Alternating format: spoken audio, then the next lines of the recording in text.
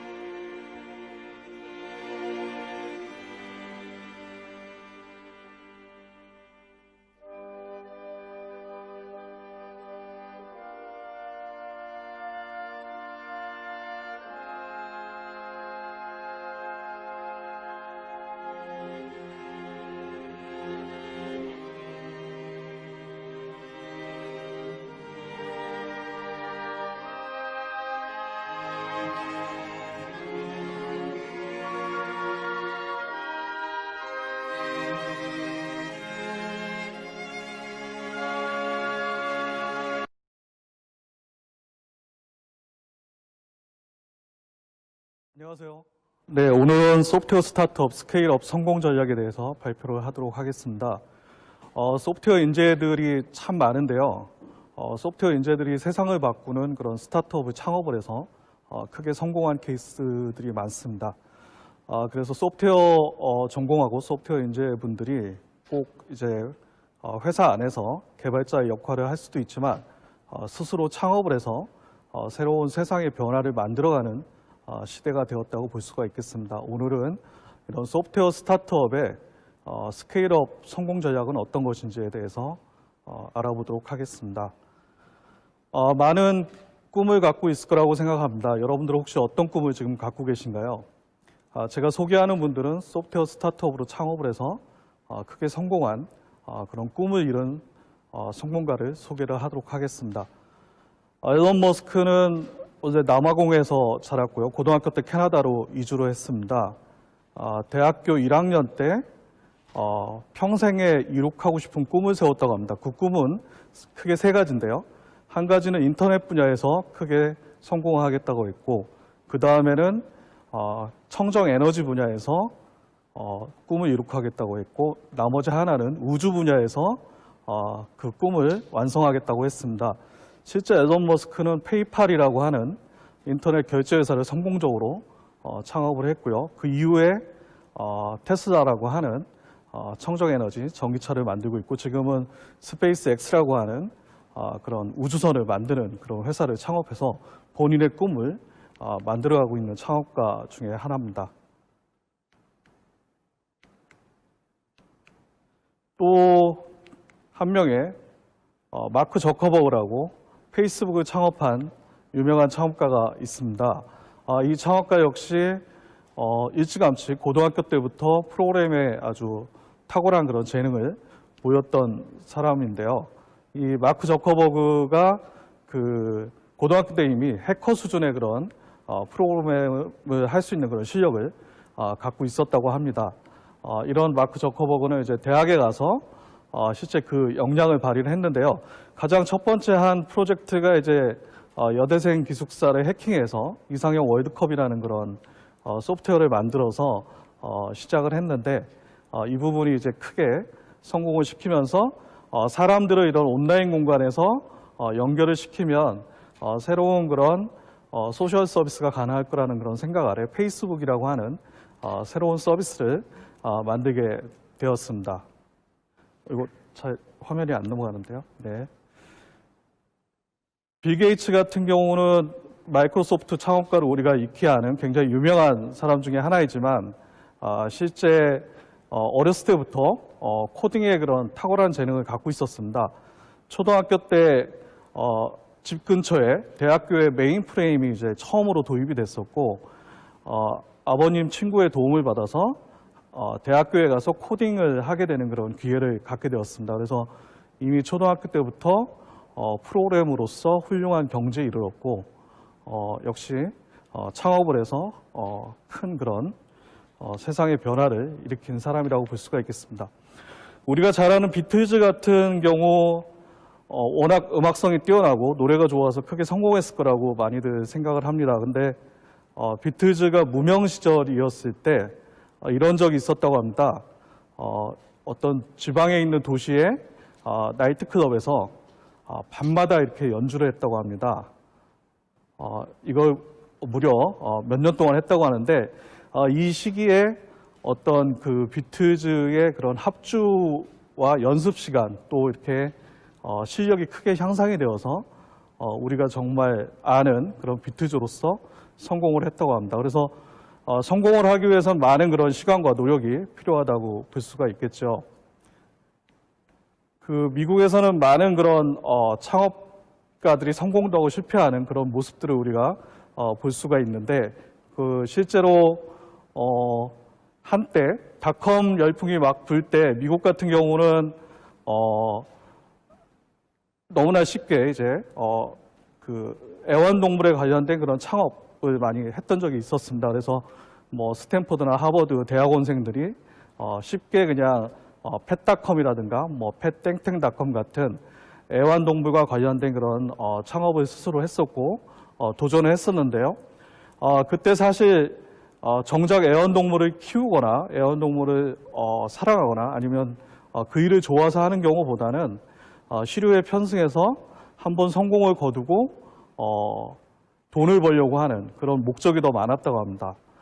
이렇기 때문에 그 당시에 창업한 많은 그런 애완동물 관련된 그런 닷컴 회사들은 거의 다 도산이 됐었고요. 성공하지 못했던 그런 케이스가 있습니다. 그래서 이 창업이라고 하는 거는 일생을 바쳐서 자기가 정말 하고 싶은 일을 도전하는 것이 진정한 창업이고 성공적인 창업이 될 수 있다고 생각합니다. 그리고 소프트웨어를 하시는 분들이 사실은 수많은 전공 중에서 소프트웨어를 전공한 사람이 창업을 하기 가장 유리하고요. 또 지금까지 창업가 중에서도 소프트웨어 전공한 창업가들이 가장 많았었고 이런 시대적 상황에 따라서 소프트웨어를 전공한 분들이 창업을 하면서 또 세상을 바꾸고 더 크게 성공시킬 수 있을 거라고 생각을 하고 있습니다.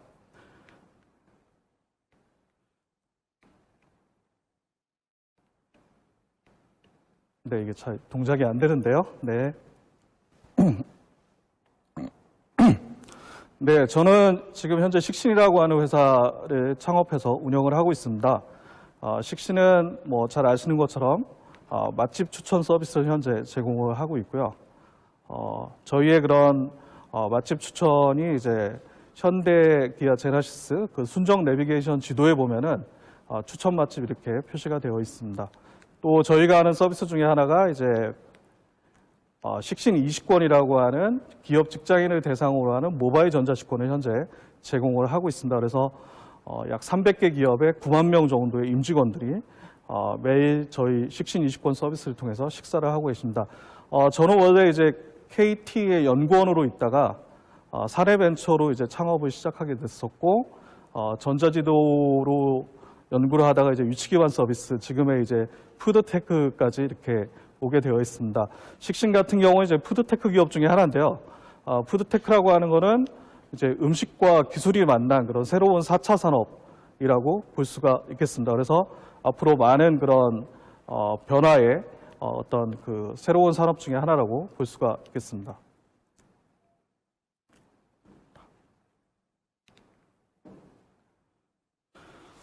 네, 그 새로운 스타트업을 창업하는 거는 굉장히 어려운 일 중에 하나인데요. 또한 창업하는 것도 어렵지만 창업한 이후에 성공까지 이르기는 너무나 어려운 그런 난관이 많이 기다리고 있습니다.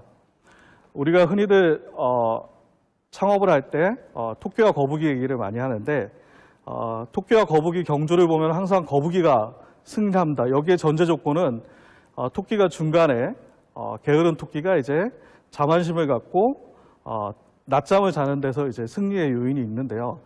만약에 실제 토끼가 낮잠을 자지 않는다면 거북이는 과연 승리를 할 수 있을까요? 근데 현실을 돌이켜 보면 토끼는 잠을 자지 않습니다.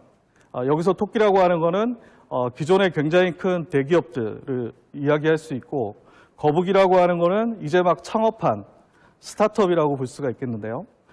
만약에 이런 대기업들이 잠을 자지 않고 더 열심히 일을 한다면 과연 조그맣고 약한 거북이가 스타트업이 어떻게 성공할 수 있을까요? 이렇게 성공하는 전략이 가장 중요한 전략이라고 볼 수가 있겠습니다. 이런 전략 중에 하나 핵심이 이제 스케일업이라고 볼 수가 있는데요. 이 스케일업이라고 하는 거는 어떤 하나의 그런 사업이나 가치나 비즈니스 모델을 2배, 3배 이렇게 키우는 것이 아니고 10배, 30배, 100배 이렇게 키워나가는 거를 스케일업이라고 표현합니다. 그래서 스타트업이 큰 기업으로서 성장하기 위해서는 스케일업이라는 것이 반드시 필요하다고 볼 수가 있겠습니다. 스케일업은 기본적으로 어떤 관리를 효율화해서 만드는 것이 아니고요.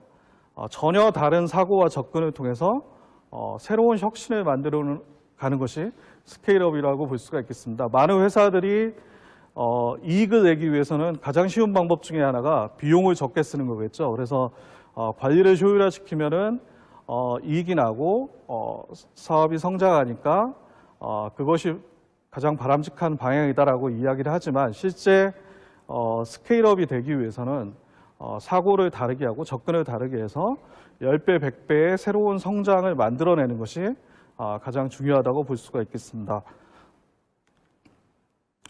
여러 가지 확장의 사례를 살펴볼 수가 있는데요. 예를 들어서 청바지의 가장 유명한 브랜드인 리바이스가 신사복이나 기성복으로 이제 사업을 확장할 수도 있고요. 또 아이들한테 인기가 많은 맥도날드가 이런 디즈니랜드 같은 테마파크 사업으로 확장할 수도 있겠습니다. 그리고 철도 회사가 렌터카나 또는 뭐 항공회사 같은 그런 분야로도 이제 확장이 가능하겠죠. 지금에 존재하는 그런 큰 기업들을 보면은 수많은 변화에 거쳐서 오늘날의 회사가 되었다고 볼 수가 있겠습니다. 우리가 잘 아는 도요타 자동차도 역시 처음에는 섬유기계를 만드는 그런 회사에서 출발해서 현재 자동차 회사까지 오게 되었고요. 노키아 같은 경우는 지금은 사라졌지만 원래 펄프를 만드는 그런 화학회사였는데 스마트폰 1등 회사로 이제 성장을 했다가 또 그 자리를 빼앗겨서 지금은 좀 이렇게 사라진 그런 회사라고 볼 수가 있겠습니다. 삼성전자 같은 경우도 처음에는 그 재당으로 이제 사업을 시작했죠. 그래서 삼성상이라고 하는 재당과 패션 사업으로 시작을 했다가 지금의 삼성전자가 되었습니다. 그래서 많은 회사들이 수많은 그런 변화와 또 사업 확장, 또 스케일업을 통해서 지금의 현재 회사로 변화를 했다라고 볼 수가 있겠습니다. 이렇게 사업을 확장하는 거는 여러 가지 방법이 있는데 같은 산업 또는 동종 산업으로 이렇게 확장이 가능합니다. 그래서 이거는 수요 대체성과 공급 대체성으로 바꿔서 이야기할 수가 있습니다. 예를 들어서 운송 산업 같은 경우는 철도 회사가 뭐 버스나 항공으로 이렇게 확장하는 경우는 수요 대체성이 같은 거라고 볼 수가 있겠고요. 가전에서 냉장고를 만드는데 세탁기까지 만드는 거로 확장한다고 보면은 공급 대체성이 같다고 이렇게 볼 수가 있겠습니다.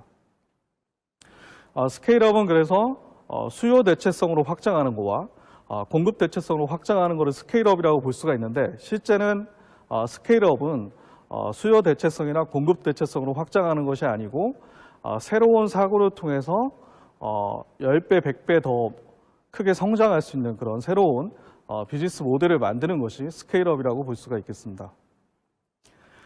리바이스가 신사복으로 진출하는 거, 이거는 공급 대체성이라고 볼 수가 있습니다.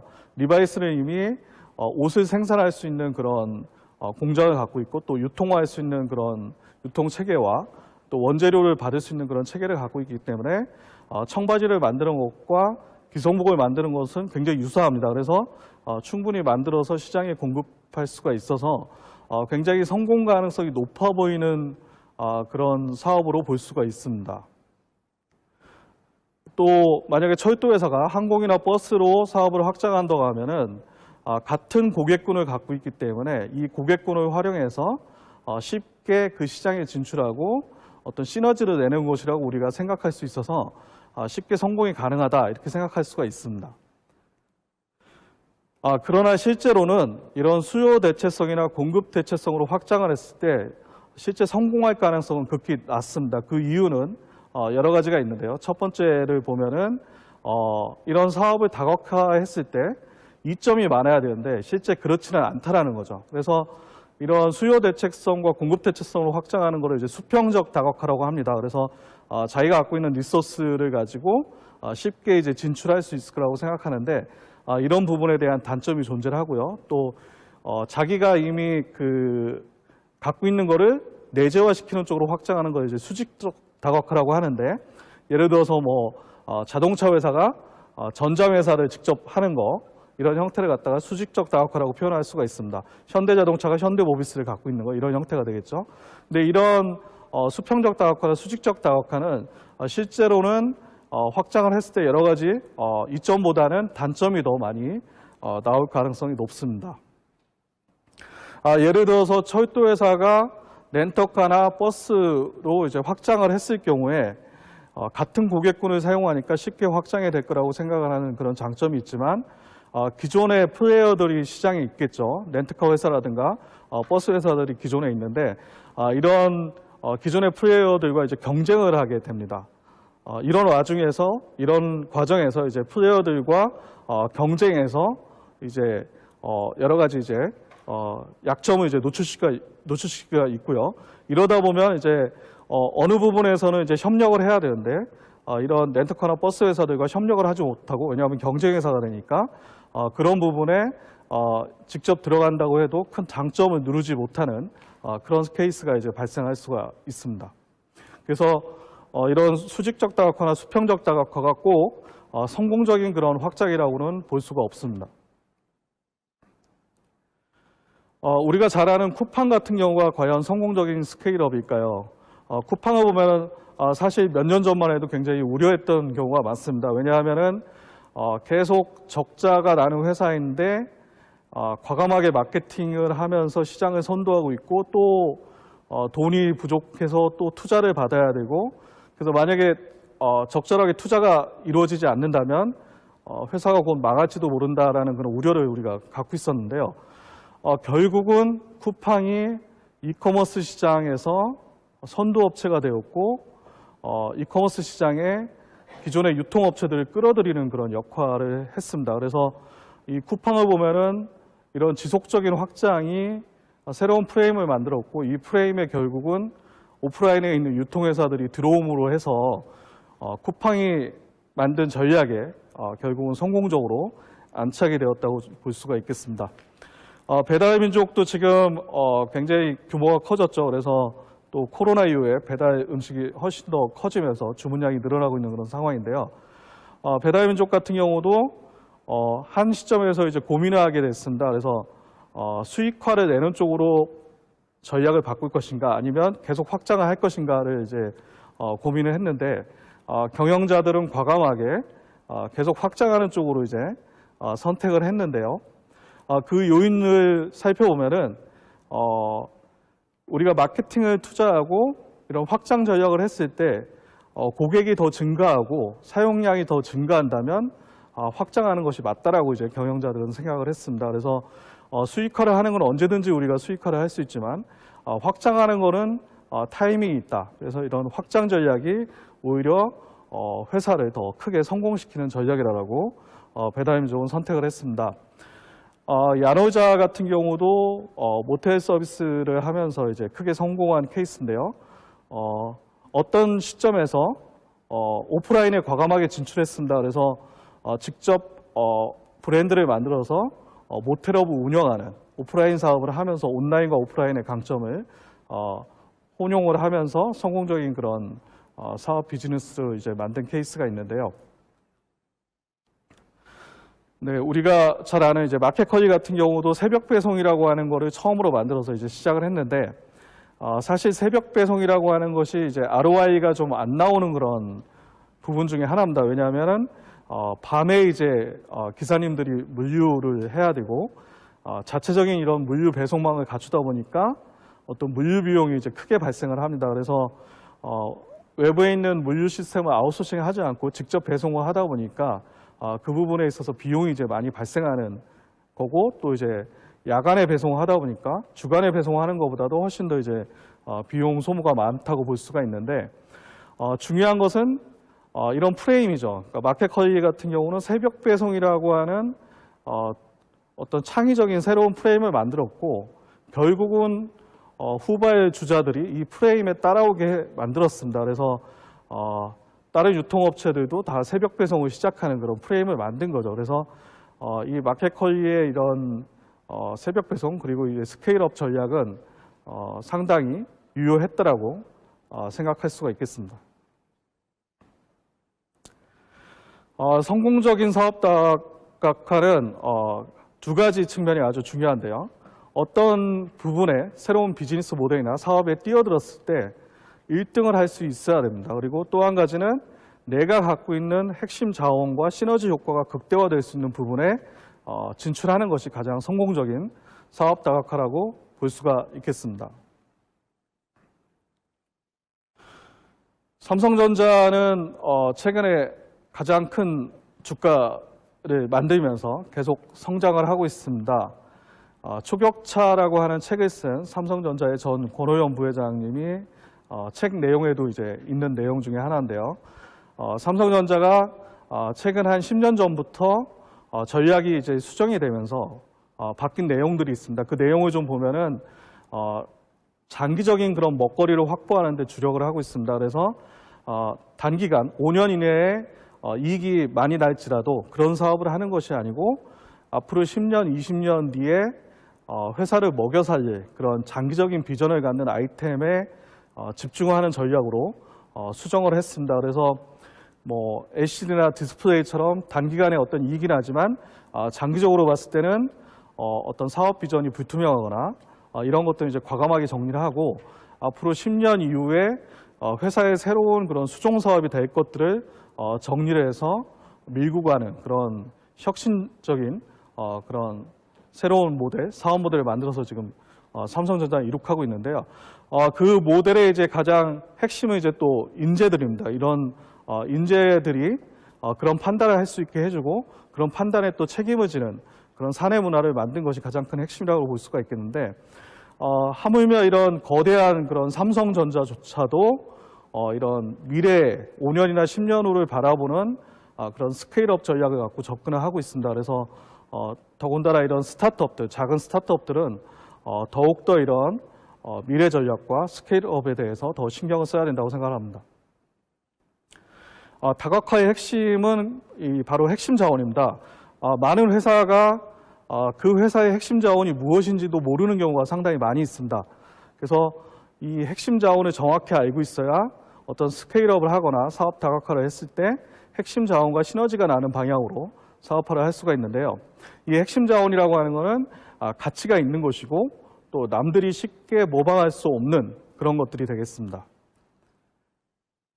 예를 들어서 레스토랑, 일반 식당의 우리가 핵심 자원은 무엇일까요? 많은 사람들은 생각하기에 주방장이나 뭐 셰프 또는 뭐 음식의 메뉴 뭐 이런 것들이 이제 핵심 자원이라고 생각할 수가 있습니다. 근데 다른 관점에서 보면은 그 식당의 위치가 어디에 있느냐, 또는 그 식당의 서비스가 어떠한가, 또는 그 식당의 마케팅이 어떤가, 이런 것들이 또 핵심 자원이 될 수가 있습니다. 그래서 우리가 생각하는 그런 일반적인 그런 핵심 자원과 실제 그 식당이나 기업에 갖고 있는 핵심 자원은 다를 수가 있고요. 이 핵심 자원을 정확하게 아는 것이 아주 중요하다고 볼 수가 있겠습니다. 배달의 민족 같은 경우에 핵심 자원은 무엇일까요? 배민? 그러면 많은 분들은 뭐 배달하니까 배달 물류망을 잘 갖고 있는 건가? 뭐 이런 거라고 생각할 수가 있어요. 근데 제가 보는 배민의 핵심 자원은 디자인입니다. 처음부터 원래 CEO가 디자이너 출신이고 이 배민이라고 하는 B급 감성의 디자인 아이콘과 이 광고, B급 감성의 광고, B급 감성의 마케팅 이런 것들이 다 디자인을 통해서 발생을 했고요. 또 배민 폰트 같은 것들이 또 많이 사용이 되면서 배민에 대한 그런 인지도도 향상을 시켰고 결국은 이런 디자인을 통한 디자인 경영 이런 것들이 배민의 핵심 자원이라고 볼 수가 있겠습니다. 쿠팡의 핵심 자원은 무엇일까요? 쿠팡의 핵심 자원은 지속 확장입니다. 확장. 그러니까 만약에 쿠팡이 확장을 멈춘다면 오히려 회사가 무너질 수가 있습니다. 왜냐하면 지금까지 해왔던 것이 계속 확장하는 전략을 갖고 있었기 때문에 쿠팡은 계속 확장하는 전략이 쿠팡의 가장 핵심적인 자원이라고 볼 수가 있겠습니다.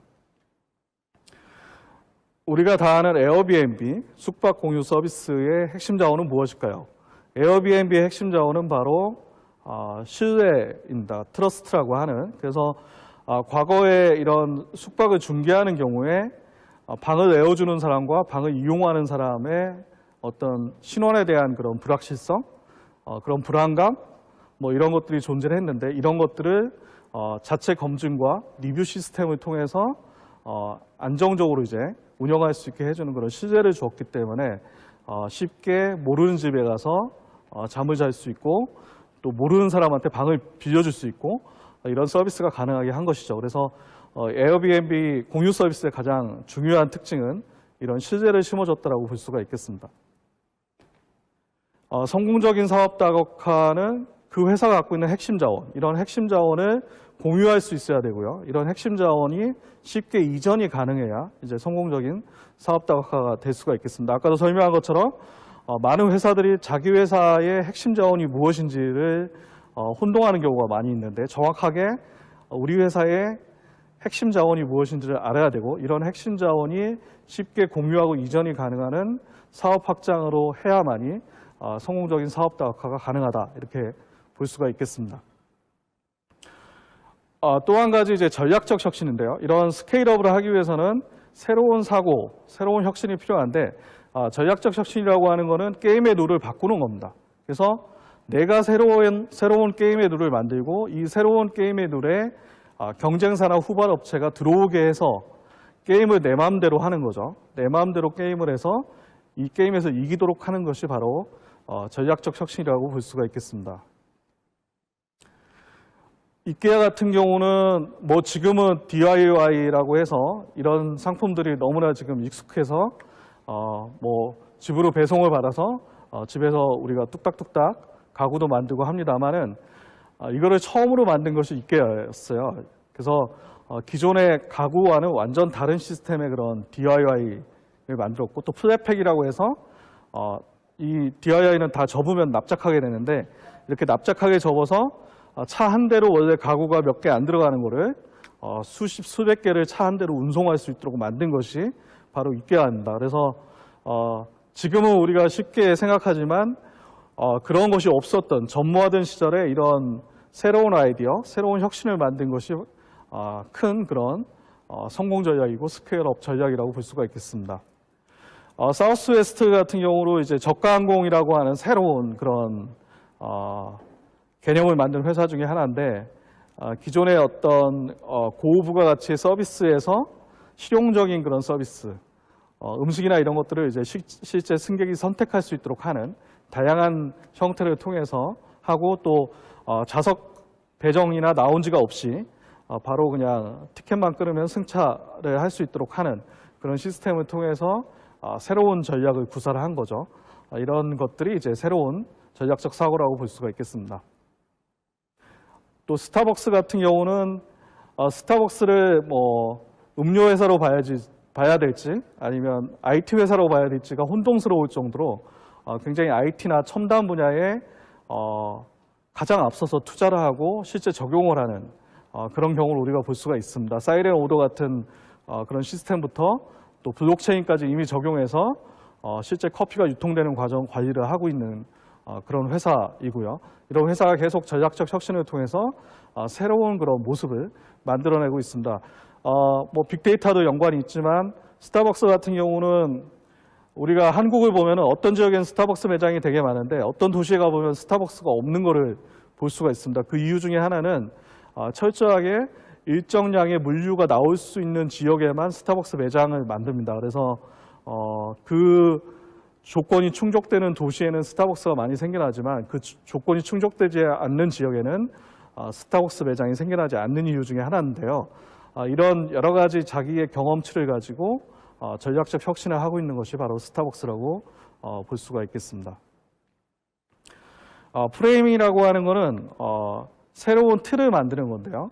이 새로운 틀이라고 하는 것은 선두주자가 할 수 있는 겁니다. 퍼스트 무버가 만들 수 있는 건데요. 이런 새로운 틀은 전략적 혁신과 결합돼서 새로운 핵심 가치를 만들어내는 거라고 볼 수 있는데 내가 만든 프레임에 상대방이 그 틀에 들어오게끔 하는 거죠. 일종의 게임의 룰을 만드는 거와 똑같다고 볼 수가 있겠습니다. 뭐 예를 들어서 벤츠는 고급차라고 하는 프레임을 먼저 만들었고요. 그래서 아무리 후발주자들이 벤츠의 그런 프레임에 들어가려고 하면은 벤츠로부터 이제 공격을 당합니다. 예를 들어 도요타가 넥서스라고 하는 고급차 브랜드를 만들어서 벤츠와 경쟁하려고 했더니 벤츠는 이미 자기의 프레임을 가지고 너네는 코로나라고 하는 아주 그냥 경제적인 차를 만들던 회사가 고급차를 만들었구나. 이렇게 공격을 하는 거죠. 그래서 이런 프레임은 퍼스트 무버가 가질 수 있는 가장 큰 장점이고 이 퍼스트 무버가 프레임을 형성하면 후발주자는 이 프레임을 따르거나 피하거나 둘 중에 하나를 선택할 수밖에 없는 거라고 볼 수가 있겠습니다. 제록스 같은 경우는 프린터 시장, 대기업의 그런 OA 시장에 성공적으로 안착한 그런 경우라고 볼 수가 있겠습니다. 그래서 대용량, 대기업, 직접 판매, 직접 서비스를 통해서 성공적으로 프린터 시장을 이제 안착을 했는데요. 그 시장에 이제 도전장을 내민 회사들이 있습니다. 바로 이제 IBM하고 코닥 같은 경우인데, IBM하고 코닥은 모방 전략을 통해서 프린터 시장에 이제 진입을 했습니다. 그래서 제록스와 똑같이 대기업 중심, 대용량 중심으로 해서 그 시장에 안착을 했지만 시장을 진입을 했지만 성공적으로 시장에 안착하지는 못했습니다. 그와 반면에 캐논 같은 경우는 다른 접근 방식으로 시장을 공격을 했는데요. 제록스하고는 완전히 차별화된 부분으로 접근을 시도를 했습니다. 그래서 소용량 또 개인 직접 판매가 아니고 딜러를 통해서 판매를 함으로 해서 판매망과 서비스망을 제록스하고는 전혀 다른 사고로 접근을 했고요. 이런 전략적 접근을 통해서 캐논은 이제 시장에서 성공적으로 안착을 했지만 IBM과 코닥 같은 경우는 시장에서 성공적으로 안착하지 못하는 그런 결과를 만들었습니다. 전략적 혁신을 하는 부분에서 가장 큰 걸림돌은 기업 내부에 있는 그런 문화와 생각인데요. 포크로라고 하는 그런 마음입니다. 바로 이제 관습, 습관 뭐 이런 거라고 이제 표현을 할 수가 있는데 뭐 이런 거죠. 이거 우리 해볼까 그러면 이거 해봤는데 안 돼. 이건 안 돼. 이거 잘 알잖아. 우리는 못하는 거야. 이미 안 돼. 우리는 이걸 할 능력이 없어. 그 시장이 아니야. 아직 그럴 때가 아니야. 이런 건데 실제 해보지는 않았지만 그냥 팽배한 그런 마음, 팽배한 습관, 그런 분위기 이런 것들이 바로 포크로라고 볼 수가 있겠습니다. 그래서 기업에서 어떤 혁신을 하려고 할 때 누군가는 혁신을 얘기하고 누군가는 좋은 아이디어를 얘기하고 누군가는 좋은 사업 모델을 얘기하지만 그거를 시도를 해보지도 못하고 사장되는 거, 사라지는 거 이런 것이 바로 기업 내부에서 갖고 있는 이런 포크로 때문에 혁신을 이루지 못한다고 볼 수가 있겠습니다. 혁신을 이루려면 이 포크로를 극복을 해야만이 혁신을 이룰 수가 있다고 볼 수가 있겠습니다. 그래서 전략적 혁신이라고 하는 것은 기존의 어떤 관념, 생각, 사고, 송두리째 바꾸고 새롭게 만들어가는 겁니다. 그래서 아예 재정의를 해야 되는 거예요. 그래서 사업을 재정의해야 되고 고객을 재정의해야 되고 제품이나 서비스를 재정의해야 되고 또 운영 방식을 재정의하는 것이 바로 전략적 혁신이라고 볼 수가 있겠습니다. 그래서 지금의 고객은 A 고객군인데 실제 혁신을 하려면은 B 고객군, C 고객군이 될 수도 있는 거고요. 지금의 사업은 A 모델인데 우리가 생각하는 거는 B 모델, C 모델이 될 수도 있는 거죠. 지금의 제품은 A지만 새로운 혁신은 B나 C가 될 수도 있는 거고요.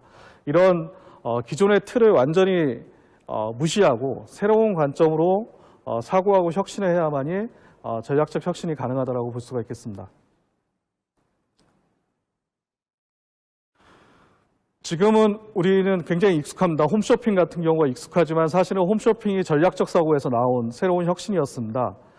이런 TV를 통해서 중계하면서 쇼핑한다는 것이 없었을 때 이런 TV, 이런 미디어를 통해서 쇼핑을 하는 것들이 혁신을 통해서 나왔고요. 지금은 이제 뭐 인터넷으로 라이브 방송 또는 모바일 라이브를 통해서 쇼핑하는 것들이 이미 존재를 할 정도로 혁신이 일어나고 있습니다.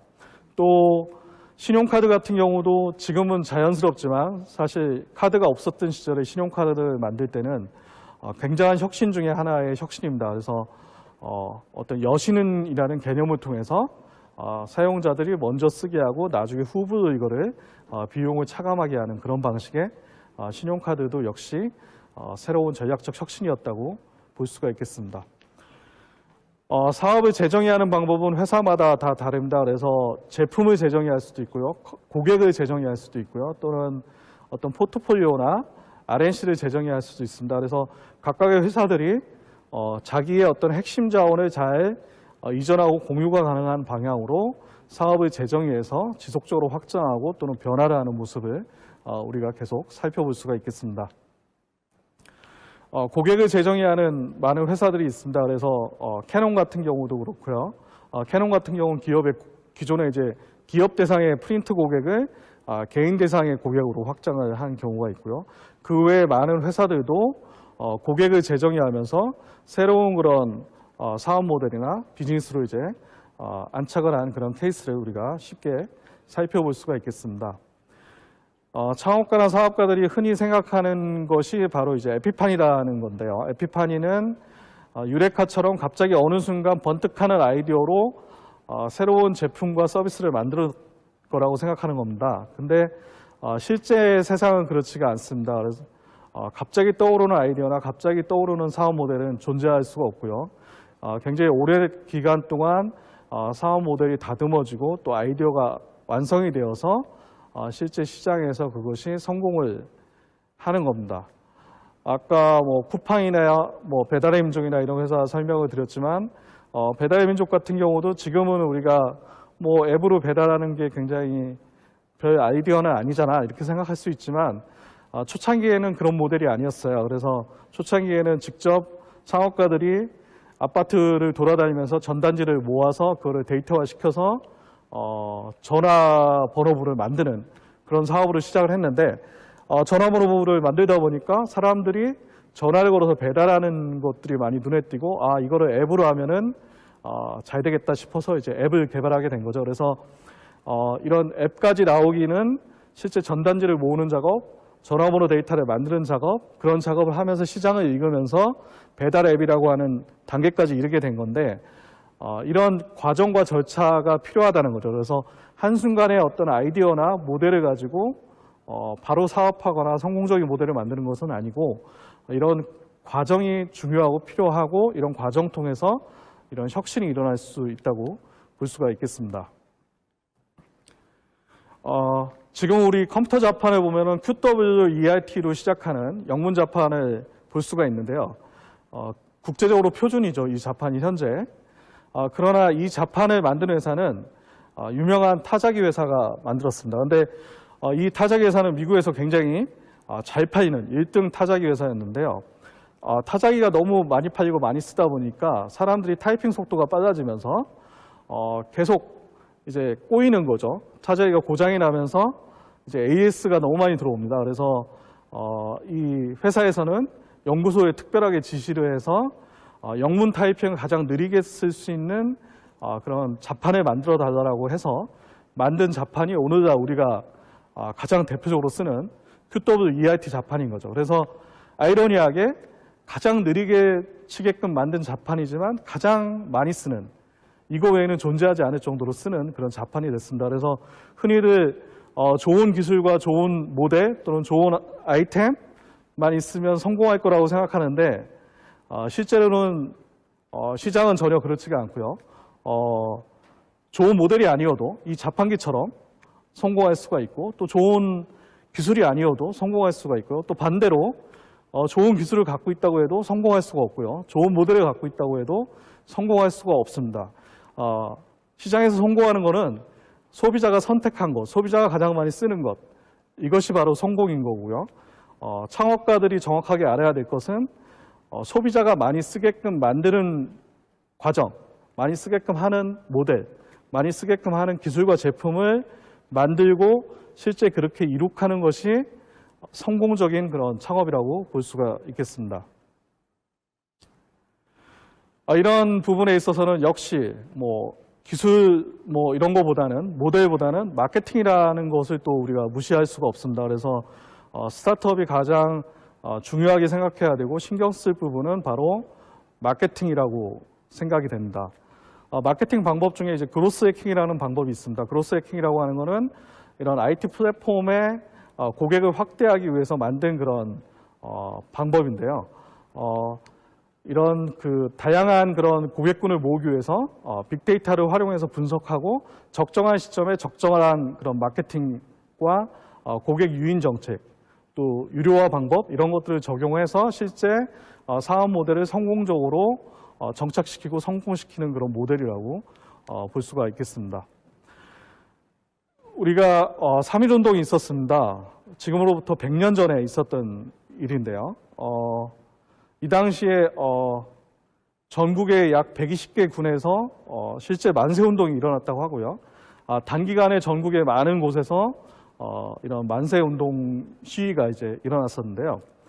이 당시에는 전화라든가 통신, 라디오, 인터넷, 신문 이런 것들이 보급이 안 됐던 그런 시절이었습니다. 근데 100년 전이나 지금이나 똑같이 굉장히 빠른 속도로 전국에 퍼졌고 이런 만세운동이 크게 이제 확산된 그런 케이스를 볼 수가 있습니다. 그래서 왜 이렇게 빠르게 그 당시에 확산이 됐을까 보면은 세 가지 요인이 있었습니다. 한 가지는 철도라고 하는 그런 교통망이 있었습니다. 그래서 철도를 통해서 사람의 왕래가 빠르게 가능할 수 있었고, 두 번째는 종교라고 하는 것이 있었습니다. 그래서 3.1운동에 보면은 민족 지도자 33인이 있었고, 이 지도자가 관련된 그런 종교시설이 마을마다 다 있었습니다. 그래서 마을에서 이제 쉽게 이런 3.1운동을 전파할 수 있었던 그런 계기가 됐었고요. 세 번째는 학생들이 있었는데, 유관순 의사 같은 이런 학생들이 실제 5일장마다 3.1운동을 기획하고 전파시키는 그런 핵심적인 역할을 한 거죠. 그래서 이런 세 가지 핵심 요인이 있었기 때문에 100년 전이었지만 지금하고 전혀 다르지 않는 그런 확산 효과를 만들어냈다고 볼 수가 있겠습니다. 캐나다에 유명한 승무원이 한 명이 있습니다. 게탄 듀가스라고 하는 승무원이 있는데, 이 승무원은 어느 날부터 매일 밤 나이트에 가서 남자를 이제 꼬셔서, 남자였습니다. 남자 승무원인데 잠자리를 했는데요. 그래서 1년에 약 거의 200명 가까운 새로운 사람과 잠자리를 했다고 합니다. 동성애자들하고. 그래서 10년 동안 약 2,000명 정도의 그런 동성애자들과 잠자리를 했는데, 이 게탄 듀가스가 이제 자기가 에이즈에 걸린 걸 알고 이런 행동을 했다고 합니다. 그래서 이 당시에 이제 북미에서 약 20만 명에 달하는 에이즈 환자가 발생했는데, 20만 명을 조사를 해보면 대부분 게탄 듀가스와 첫 번째 접촉을 했거나 아니면은 접촉한 사람과 접촉을 했거나 접촉한 사람과 접촉한 사람 또는 접촉한 사람과 접촉을 했거나, 어쨌든 게탄 듀가스에 연관된 그런 확산된 사람들이 상당히 많이 있었다는 거죠. 한 사람의 힘으로 오프라인에서 실제 20만 명한테 영향을 끼친 그런 사람 중에 하나라고 볼 수가 있겠습니다. 지금은 우리가 온라인으로 다 연결돼 있죠. 그래서 온라인으로 빠르게 정보가 전달되는 그런 시대인데요. 오프라인에서도 이렇게 혼자 20만 명한테 영향을 끼칠 수가 있는데 온라인에서는 이제 수억 명한테도 우리가 영향을 끼칠 수 있는 그런 시대라고 봐야 될 것 같습니다. 페이스북 같은 거를 보면은 페이스북에 글을 썼을 때 제 팔로워가 1000명이라면 1000명이 그 글을 볼 수가 있고요.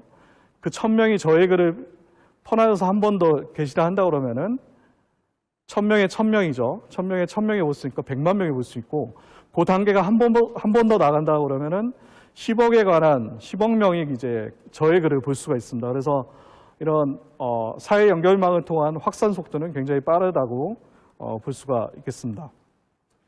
그래서 모든 이런 연결망은 인터넷 백본망처럼 이제 구성되어 있습니다. 그래서 이런 연결망들을 보면은 빈익빈 부익부를 갖고 있는데 세상의 이치하고 똑같습니다. 그래서 누군가는 굉장히 많은 연결선을 갖고 있고 누구는 그렇지 않게 되어 있는 거죠. 대다수는 연결선이 적지만 특정한 허브는 굉장히 연결선이 많은 그런 구조를 갖고 있다고 볼 수가 있겠습니다.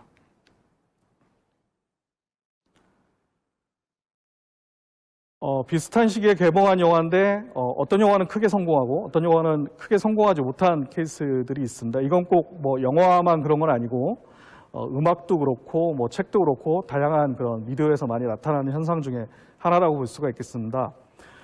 미스터고 같은 경우는 국가대표를 만든 김용화 감독이 만든 작품이었고요. 한중 합작으로 해서 굉장히 많은 예산을 들였고 마케팅도 많이 하면서 크게 성공할 거라고 이제 기대를 했었던 영화 중에 하나입니다. 반면에 이제 7번 방의 선물 같은 경우는 제작비도 많이 안 들였고 마케팅도 거의 하지 않았던 그런 영화였는데요. 실제로는 7번 방의 선물은 이제 1000만 관객을 돌파하면서 국민 영화가 됐었고요. 미스터고는 150만 명 정도에 돌파하면서 이제 흥행에 그쳤던 케이스가 있습니다. 그래서 영화의 어떤 컨텐츠, 재미나 내용이나 이런 거로는 비교할 수가 없는 거고요.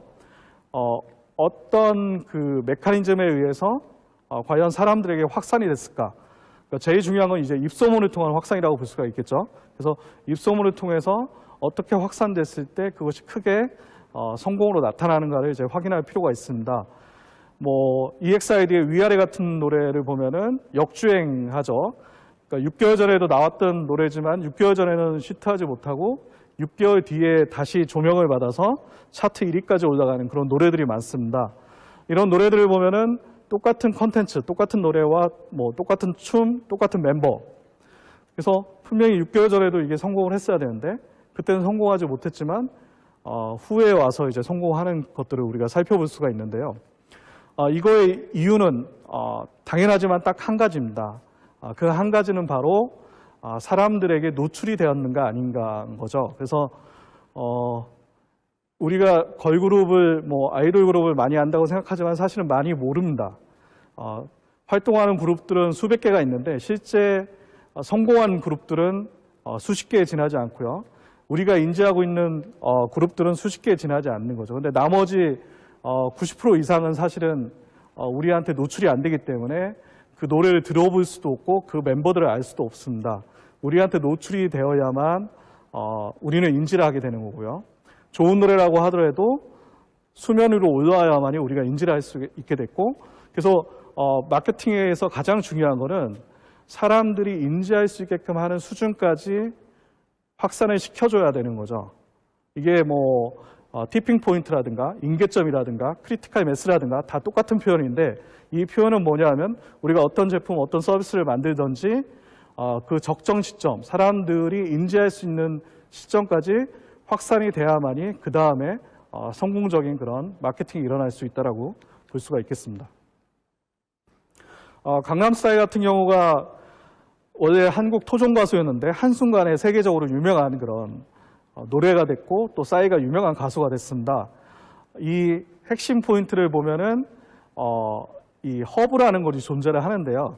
가장 결정적으로 영향을 끼친 사람은 미국의 음반 제작자 스쿠트 브로운이라고 하는 음반 제작자인데 이 음반 제작자가 어느 날 우연히 강남스타일의 뮤직비디오를 보고 크게 놀라면서 트위터에다가 글을 남겼습니다. 그래서 이 스콧 브라운의 팔로워들이 수천만 명이 됐었는데 이 수천만 명들이 강남 스타일을 알게 됐고 미국에서 갑자기 한순간에 새로운 스타로 또 새로운 음악으로 이제 성공하게 됐는데요.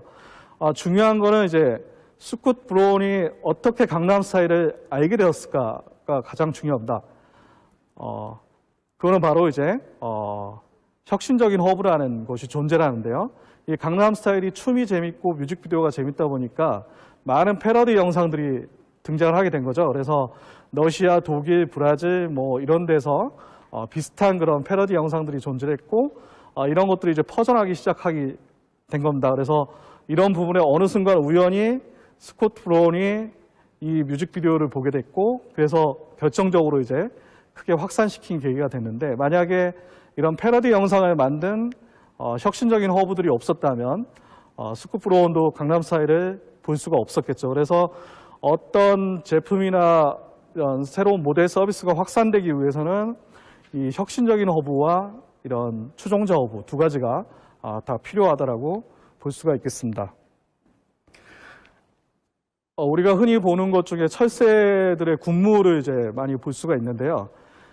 수천 수만 마리의 새들이 떼를 지어서 이동하면서도 일사불란하게 자기가 원하는 지역으로 가는 것들을 아마 볼 수가 있겠습니다. 이 새들이 뭐 통신하거나 뭐 무전기를 갖거나 뭐 이러지는 않죠. 근데 어떤 그 안에 리더의 명령, 뭐 리더의 움직임에 따라서 철새들이 함께 이렇게 이동하는 모습을 일사불란하게 이동하는 모습을 우리가 확인할 수가 있는데 이런 그 동물들은 이제 그룹 행동이라고 하는 어떤 행동 메커니즘이 있습니다. 그래서 동물들이 이제 자기들을 스스로 보호하기 위해서 중앙으로 이제 모이려고 하는 그런 습성, 또 어떤 리더의 움직임에 따라서 움직이려고 하는 그런 습성, 이런 몇 가지 그런 무리 행동이 이제 존재를 하게 되는데 이런 무리 행동이 하나의 자기 조직화를 만들어내는 거죠. 그러니까 철새의 군무를 보면은 이런 집단 행동, 무리 행동이 스스로를 움직이게 해서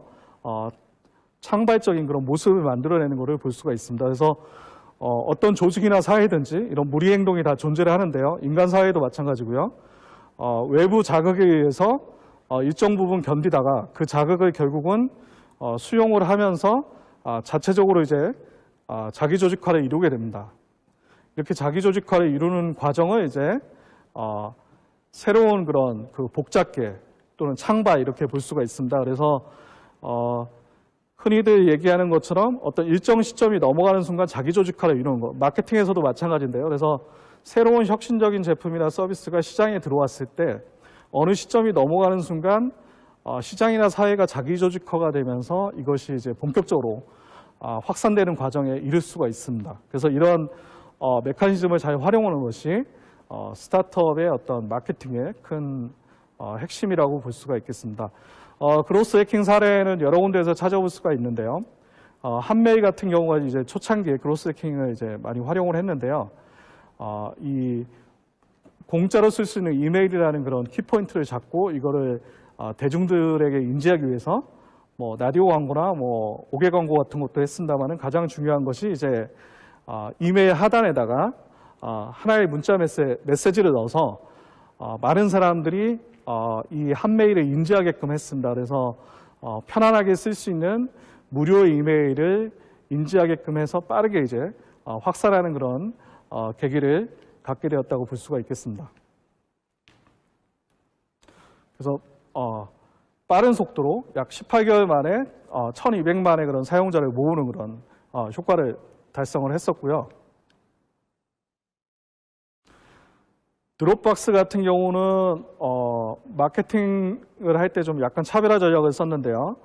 대학을 중심으로 해서 일정 대학의 사용자가 일정 수준 이상 모이면 그쪽에 포인트를 많이 주어서 무료로 쓸 수 있는 그런 공간을 많이 확보를 해줬습니다. 그래서 이 사용자들이 스스로 사용자를 늘리게끔 하는 그런 마케팅 전략을 도입을 했고 이런 소셜 마케팅 덕분에 빠르게 이제 대학가에서 확산이 되는 그런 모습을 만들어내기도 했습니다. 링크드인 같은 경우는 뭐 많이 쓰시고 계십니다만은 이메일을 통한 이제 정보 전달에 이제 초점을 뒀고요. 사용자들이 메일함을 열었을 때 가장 눈에 띄는 클릭을 많이 하는 공간이 세 번째, 네 번째 위치한 줄에 있는 이메일이라고 데이터 분석을 통해서 사용자가 열어보는 시간대를 이제 평균을 내서 그 시간대에 맞게끔 이메일의 발송 시간을 최적화시키는 그런 전략을 통해서 많은 사용자들이 링크드인에서 나온 메일을 인식할 수 있게 하고 그걸 클릭할 수 있게끔 하는 그런 전략을 구사를 해서 성공적으로 이제 확장을 할 수가 있었습니다. 네.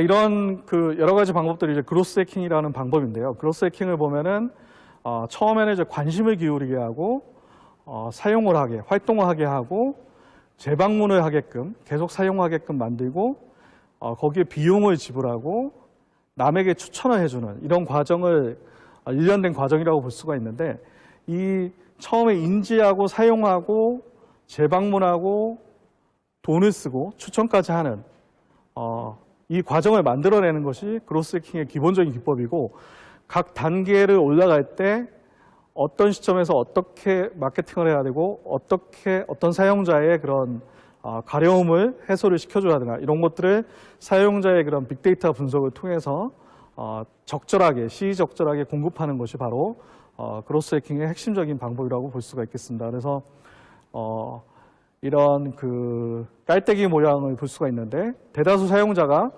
게임도 마찬가지고 여러 플랫폼 서비스도 마찬가지인데 인지하고 있으면서 실제 서비스를 결제하거나 비용을 지불하기까지는 많은 단계가 필요하고 그런 단계에서 많은 사용자들을 기꺼이 플랫폼에서 비용을 쓰게끔 하는 단계로 만드는 것이 그로스 해킹에서 가장 중요한 핵심적인 포인트라고 볼 수가 있겠습니다. 그래서 성공적인 소프트웨어 플랫폼 조건은 기존에 존재하는 그런 사업 모델에 이런 소프트웨어 플랫폼을 연결을 시켜서 만들어가는 건데요. 어떤 오프라인에 존재하는 수요와 공급의 불균형을 해결하거나 또는 오프라인의 한계를 온라인을 통해서 극복을 해주거나 또 온라인을 했을 때 어떤 이점이 발생하는 것 이런 것들이 바로 가장 중요한 성공적인 소프트웨어 플랫폼의 조건이라고 볼 수가 있겠습니다. 이런 성공적인 소프트웨어 플랫폼을 하기 위해서 이제 파괴적 혁신이 일어나는데요. 대부분 성공한 그런 소프트웨어 플랫폼을 보면은 기존의 오프라인 시장과 충돌이 일어납니다. 왜냐하면 오프라인에서 이미 존재했던 산업을 온라인 소프트웨어 플랫폼을 통해서 새롭게 접근하기 때문에 기존의 오프라인 산업과 이제 충돌이 발생하는데 이런 충돌이 발생하는 것이 바로 파괴적 혁신이라고 볼 수가 있고요. 그거를 또 현명하게 잘 해결하는 것이 중요한 포인트라고 볼 수가 있겠습니다. 이런 파괴적 혁신의 유형을 보면은 크게 세 가지로 나눠서 볼 수가 있는데 시장 파괴형이 있고 시장 조화형, 시장 틈새형 이렇게 설명할 수가 있겠습니다. 푸드테크 분야에서 국한해서 설명을 드리면 시장 파괴형 같은 경우는 온라인 식품 또는 뭐 식품 직거래 이런 것들이 해당되는데요. 왜냐하면 기존에 이제 오프라인에서 이미 식품 거래가 있었는데 그걸 온라인을 통해서 판매를 한다든가 중간에 유통 단계를 줄이고 생산자와 소비자를 직거래 시킨다든가 아니면 소고기 대신에 인공 소고기를 만든다든가 가짜 계란을 만든다든가 이런 것들이 이제 기존의 시장을 파괴하는 새로운 형태의 파괴적 혁신의 유형이라고 볼 수가 있고요. 시장 조화형 같은 경우는 기존 시장을 무너뜨리지 않으면서 함께 공생할 수 있는 형태를 갖다가 의미를 합니다. 그래서 가장 흔한 예로 이제 배달 같은 경우가 됐죠. 배달 같은 경우는 오히려 식당의 매출을 도와주는 그런 역할을 하고 있습니다. 그래서 배달이라든가 뭐 맛집 추천이라든가 예약이라든가 뭐 스마트팜이라든가 이런 것들은 시장과 조화를 하면서 생태계를 만들어가는 형태라고 볼 수가 있고요. 시장 틈새형은 기존의 오프라인에는 없었지만은 온라인을 통해서 새롭게 나타난 그런 새로운 모델을 의미를 하고 있습니다. 그래서 모바일 식권이라든가 뭐 HMR이라든가 뭐 노분 요리사 이런 것들이 이제 새로운 틈새형 상품이라고 볼 수가 있는데 그래서 어떤 비즈니스 모델이든지 기존의 오프라인이 인더스트리가 존재를 하게 돼 있고 그 인더스트리에서 시장 파괴형 모델을 갖고 갈지 시장 조화형 모델을 갖고 갈지 시장 틈새형 모델을 갖고 갈지를 선정을 해야 되고요. 이런 것들이 가장 시장과 충돌을 잘 피하면서 효과적인 소프트웨어 플랫폼을 안착시키고 성공하는 그런 요인이 될 거라고 생각합니다. 이런 성공적인 스타트업을 만들기 위해서는 여러 가지가 중요한데 크게 일단은 6가지가 중요하다고 생각합니다. 그래서 첫 번째는 이제 발품을 팔아라인데요. 오프라인에서 실제 우리의 모델이 대부분 이루어지고 있기 때문에 이걸 온라인화 시켜서 할 때 오프라인을 정확히 알고 있어야 됩니다. 근데 많은 창업가들이 보면은 아이디어만 가지고 또는 사업 모델만 가지고 책상에서 이것을 해결하려고 합니다. 근데 실제로는 오프라인에서 이 많은 것들을 해결을 해야 되고요. 실제 그거를 정확히 알고 있어야만이 온라인 플랫폼을 만들 수가 있다고 볼 수가 있겠습니다. 그래서 이런 발품을 파는 것이 중요하고요. 또 초기 스타트업이기 때문에 마케팅에 비용을 쓸 수가 없습니다. 그래서 오히려 이슈를 대게 해서 자연스럽게 마케팅이 일어나게 하는 거죠. 우버 같은 경우가 우버를 한국에서 이용하지 않지만 대부분은 우버에 대해서 알고 있습니다. 그만큼 이제 이슈가 많이 됐었고요. 그리고 아까 얘기했지만 프레임을 만들어서 후발주자와 차별화를 시키고 자기 프레임으로 이끄는 것, 그다음에 혼자 다 하려고 하지 말고 상생과 공존을 통해서 하는 것이 중요하다고 봅니다. 6개의 쌍디귿 법칙은 이제 제가 만든 건데요. 이게 창업할 때 가장 중요하다고 생각했습니다. 그래서 전문성과 타임 투 마켓, 그다음에 성실하게 임하는 것, 그다음에 불굴의 도전 정신, 그리고 뚱딴지처럼 창의적인 생각, 그리고 함께 공동체 의식을 갖고 함께하는 것. 이 6가지가 성공적인 창업을 위해서는 가장 필요한 핵심이라고 생각을 하고 있습니다. 그리고 마지막으로 소프트웨어 창업가들, 소프트웨어 플랫폼을 창업하는 창업가들을 위해서 한마디 더 하고 마치도록 하겠습니다. 네임메이커라고 인디언 기후사가 있는데 인디안 기후제는 실패한 적이 없다고 합니다. 그 이유 중에 하나는 비가 올 때까지 제사를 지내는 거죠. 비가 오면 성공을 한 거니까 뭐 6개월이든 1년이든 2년이든 그래서 창업을 한다는 것은 굉장히 어렵지만 한번 창업을 했을 때는 끝까지 해서 꼭 성공을 하는 것이 중요하다고 생각합니다. 그래서 소프트웨어 많은 인재들이 있고 또 소프트웨어 전공한 분들이 계시지만 창업이라는 것을 통해서 새로운 그런 소프트웨어로 인한 소프트웨어를 위한 새로운 변화의 세상을 만들어갈 수 있을 거라고 생각하고 있고요. 그런 도전에 여러 소프트웨어 인재들이 함께 참여하면 좋겠습니다. 네, 여기까지 하겠습니다. 감사합니다.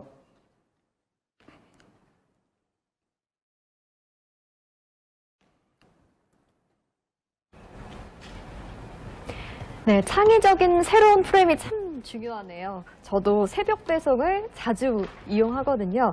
안병익 대표님, 좋은 강의 감사합니다. 이것으로 명사특강은 마치도록 하겠습니다. 경청해주신 여러분 진심으로 감사드립니다. 이후로는요, 소프트웨어 인재 페스티벌 우수작품 시상식이 바로 연이어서 진행될 예정입니다. 많은 관심 부탁드리고요. 잠시 후에 뵙겠습니다.